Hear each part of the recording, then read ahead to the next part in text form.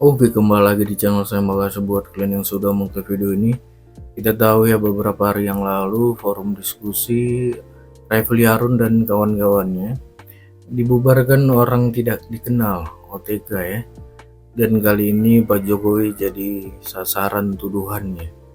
Katanya Pak Jokowi yang melakukannya. Wah, Bung Parbelak bilang kalian yang diskusi, kalian pura-pura bubarin, tapi Jokowi yang kalian tuduh. Wah, kita lihat video lengkapnya bagaimana. Sebelum kita ke video ya, bantu subscribe dulu channel saya, belum subscribe. Tidak tunggu lama, kita ke videonya langsung. Let's. Saya teringat dengan kata Prabowo. Mei lalu Pak Karni, Pak Prabowo itu ke Qatar. Ada forum ekonomi internasional di Qatar Doha. Beliau ditanya sama reporter Bloomberg, Pak, Anda kan dikenal sebagai militer. Masa lalu Anda itu kan dikenal sebagai masa lalu penuh kekerasan. Nanti bagaimana kalau Anda jadi presiden? Kira-kira jawabannya apa? Saya sudah 28 tahun berhikmat di TNI. Udah asam garam saya makan di sana. Saya sudah 25 tahun pensiun dari TNI. Saya sudah kenyang pengalaman. Sudah enggak relevan lagi memimpin negara, jadi presiden menggunakan militerisme, menggunakan militeristik. Udah enggak zamannya lagi. Jawaban Pak Prabowo betul. Jawabannya betul. Tapi belum terbukti. Karena belum menjabat. Setelah 20 Oktober, maka kata-kata Pak Prabowo yang terpilih sebagai presiden itu akan dibuktikan. Karena kekuasaan militeristik itu tidak harus dilakukan oleh tentara, mantan tentara, wong sipil aja bisa. Kan ada 3 langkah kan? Merebut dengan cara militer, melaksanakan kekuasaan dengan militer, atau mempertahankan kekuasaan dengan militer. Dan ini nggak harus dilakukan oleh tentara. Maka reporter Bloomberg itu bertanya karena apa? Pak Prabowo latar belakangnya TNI, latar belakangnya penuh sejarah dengan yang dikonotasikan dulu, penuh kekerasan dan sebagainya. Emang Pak Jokowi itu militer? Bukan, tapi bisa saja rezimnya itu melakukan atau mempertahankan kekuasaan dengan militeristik. Apakah harus dari awal? Enggak harus dengan kudeta. Ketika yang langkah kedua melaksanakan kekuasaan, dia bisa dengan militeristik. Apalagi dengan melaksanakan pertahanan atau mempertahankan kekuasaannya, supaya rezim ini tetap berkuasa ke masa yang akan datang. Oleh karena itu kalau Pak Prabowo nanti mengikuti keinginan rezim ini, sama saja melanggar janjinya di Doha, Qatar. Ini 20 Oktober ini menjadi bukti apakah Pak Prabowo akan melaksanakan sama seperti sekarang ini.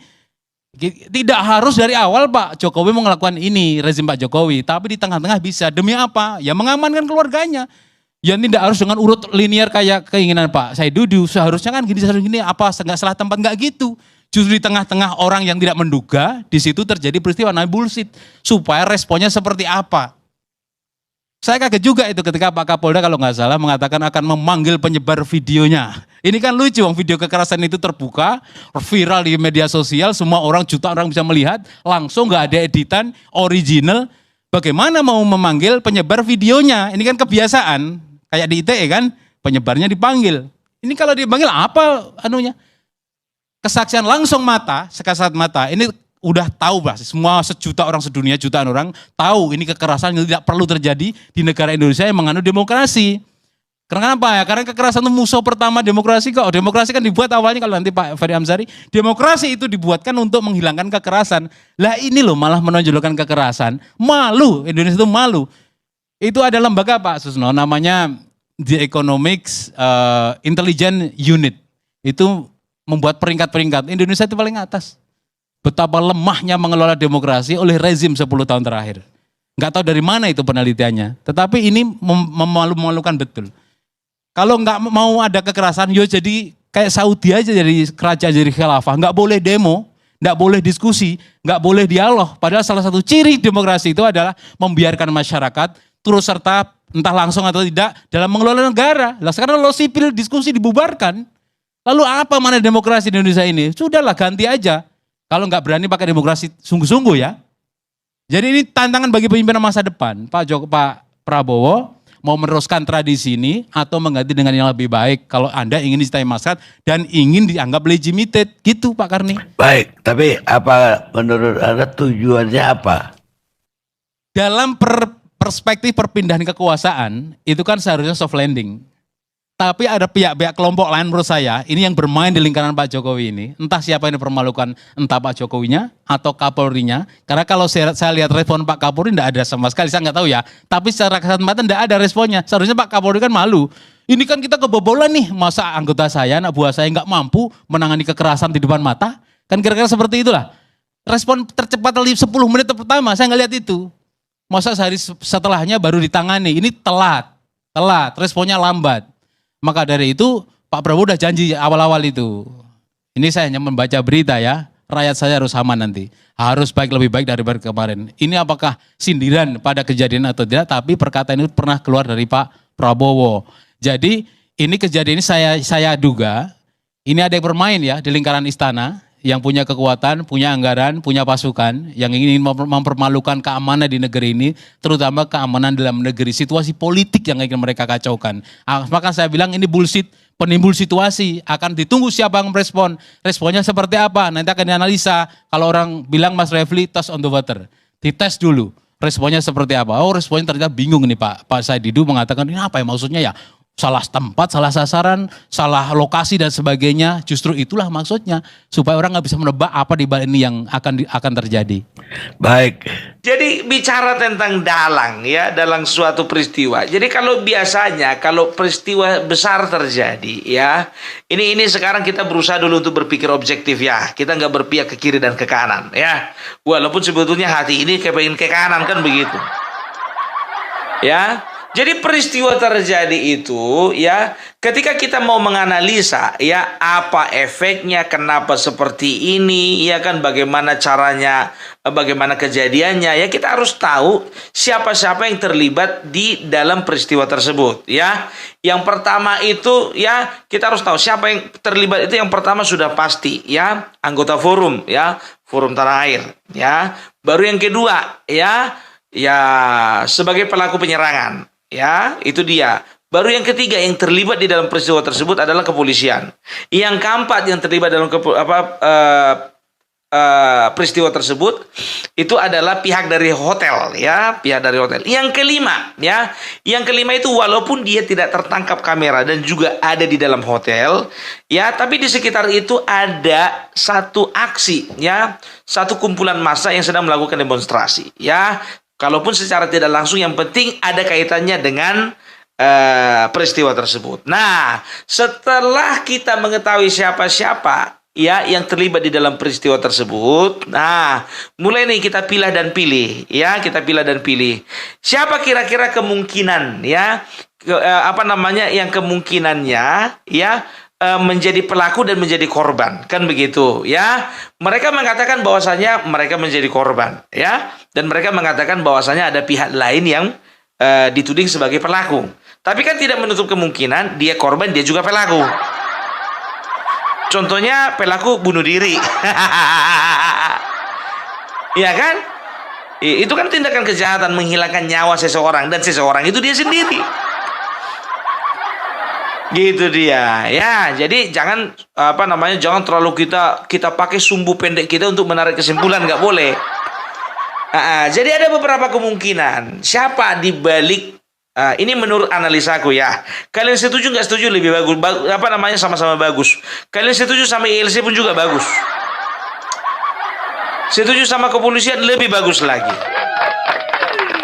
Ya. Jadi kita akan berbicara tentang kemungkinan-kemungkinan ya. Jadi kalau bicara tentang kemungkinan ya, yang pertama itu adalah mereka mengatakan menyasar kepada penguasa ya. Penguasa dalam hal ini adalah pemerintahan ya. Lebih spesifik lagi Mulyono. Karena dalam beberapa kesempatan mereka selalu tuding ini kerjaan Mulyono. Sekarang begini, ya, ada 3 peristiwa penting dalam waktu dekat ini, ya, yang akan terjadi. Yang pertama itu adalah purna tugasnya Bapak Joko Widodo. Yang kedua adalah pelantikan Prabowo dan Gibran. Yang ketiga adalah pilkada, ya, pilkada serentak, ya, itu dia, ya. Jadi kalau misalnya mengacu kepada 3 momen penting ini, ya, alangkah bodohnya seorang Joko Widodo ataupun ada orang di lingkarannya membuat huru-hara dengan melakukan penyerangan terhadap kalian. Karena apa? Ya, karena itu sangat berisiko ketika nanti diinvestigasi dan ternyata betul yang melakukan adalah pemerintah, itu sama saja mereka membakar, ya, membakar rumah mereka sendiri. Itu nggak mungkin. Apalagi bagi mereka, bagi pemerintah, kalian itu kan nggak ada apa-apanya. Ya kan, karena bagi mereka kalian itu segini. Harun orang pecatan. Ya, siapa lagi? Said Didu juga orang pecatan.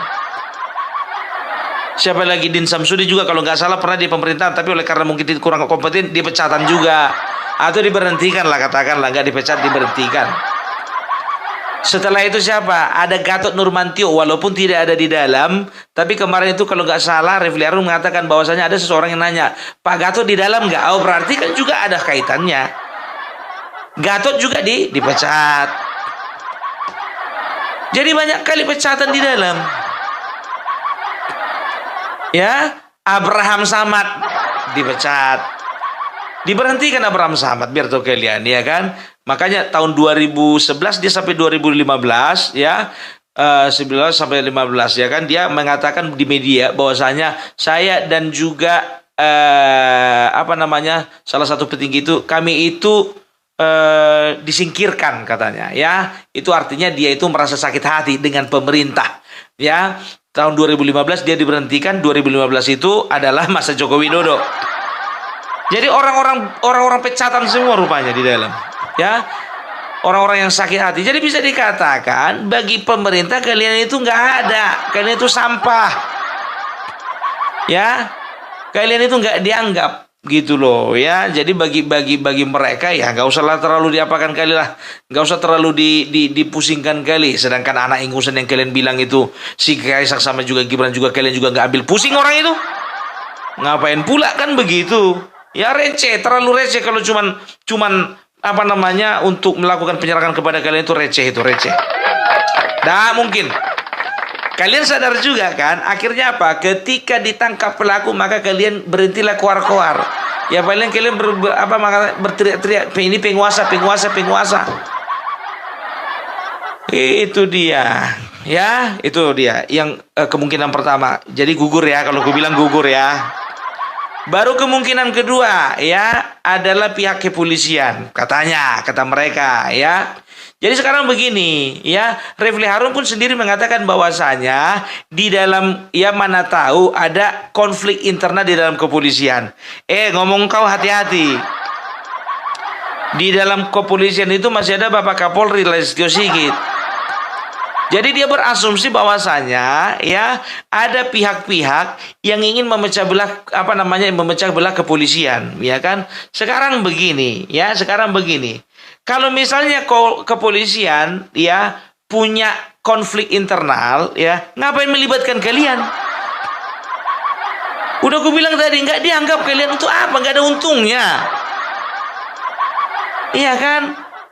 Itu dia, makanya aku bilang, ya kan, jadi nggak mungkin lah kalau aku bilang dari kepolisian. Dan juga kan kita udah tahu sendiri, udah lihat sendiri bahwasanya ada salah satu korbannya adalah polisi. Kalau nggak salah kena gampar juga polisi itu, atau kena dorong, nggak tahu aku, iya kan. Jadi kalau dikatakan kepolisian katanya nggak mungkin lah, karena gini juga, kepolisian saat ini, ya, tingkat kepuasan publik terhadap kepolisian masih rendah.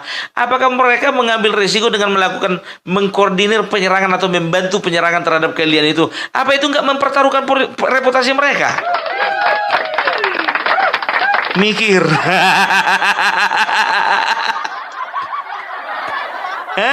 Setelah itu apa? Ya.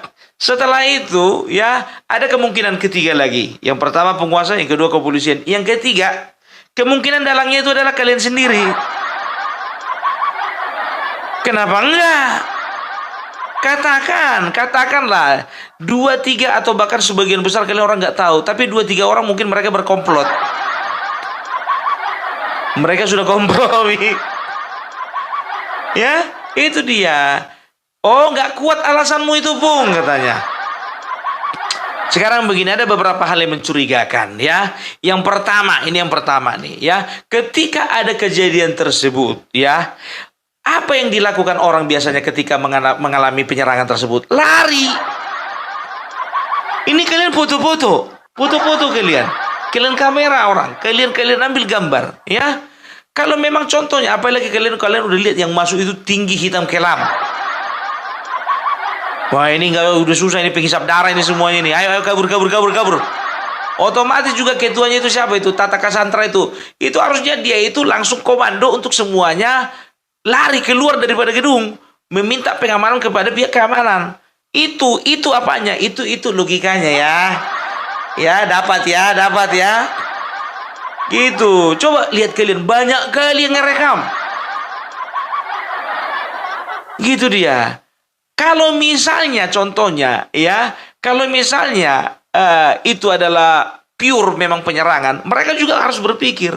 Ya, mereka pastikan, kalau aku bagian dari mereka, aku adalah salah satu orang yang akan memastikan tidak ada yang merekam. Iya, tidak ada yang merekam. Gitu dia. Nah, sekarang mereka tahu mereka direkam. Kenapa? Mereka pakai masker. Emang masih ada prosedur COVID kan nggak ada. Prosedur yang mengharuskan orang untuk pakai masker kan nggak ada.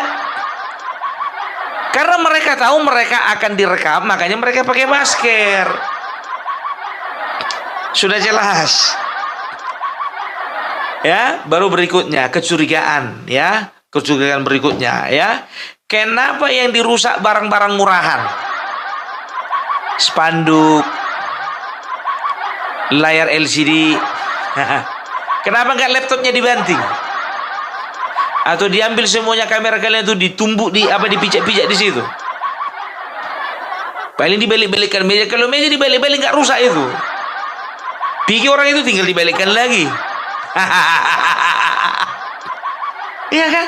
Coba. Dan ku tengok juga di video itu nggak semuanya melakukan penyerangan, nggak semuanya membalik-balikkan meja. Ada tuh kerjanya mondar-mandir doang. Merah-merah kan? Gitu loh. Dan tahu nggak kalian, ini bukan fitnah ya, ini karena memang ku dapatkan ya. Ada ya foto, memang kan kemarin itu beredar fotonya si Kuncir itu kan. Ya, dia itu sedang ada dalam acara Golkar, ya kan? Tapi itu kan nggak bisa menjadikan bukti bahwasanya Golkar atau Bahlil atau siapapun juga ada kaitannya dengan Golkar, ya. Itu yang menjadi dalang dari penyerangan tersebut. Karena apa? Karena ternyata ada juga fotonya si Kuncir tadi, si abang-abangan tadi. Itu ikut nimbrung foto dengan beberapa orang yang ada kaitannya dengan mereka. Ya, perlu nggak dicurigai? Perlu dong, kalau kayak gitu ada hak kita untuk mencurigai kan?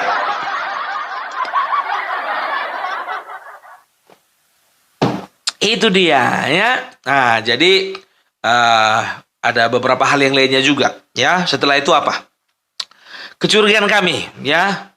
Satu pun dari kalian tokoh-tokoh yang kalian bilang tokoh nasional, satu pun nggak ada yang terluka. Gue bilang sama kalian ya, orang itu semuanya adalah orang-orang bisa dikatakan nggak peduli politik. Jadi nggak kenal-kenal siapa sih itu tokoh-tokoh nasional yang kalian bilang itu. Gitu ya. Jadi dari situ pun juga kok nggak terluka ya. Iya ya. Kok masih nongkrong di situ ya. Setelah itu kecurigaan kami semakin bertambah. Ya, ketika kalian katakan polisi mana? Ini mana polisi? Kalian bilang di situ polisi mana? Nggak taunya di luar banyak polisi. Lalu satu hal yang kalian lakukan itu bukan bukan langsung ke kantor polisi dan melakukan membuat laporan polisi, bukan. Tapi yang kalian lakukan apa? Konferensi pers. Langsung kalian konferensi pers. Waduh, banyak kali memang berita mengenai kalian itu kemarin. Itu luar biasa, bah. Tapi maaf, nggak semua masyarakat bodoh. Gitu dia videonya, gimana menurut kalian? Komen di bawah dan sampai bertemu di video saya selanjutnya. Buat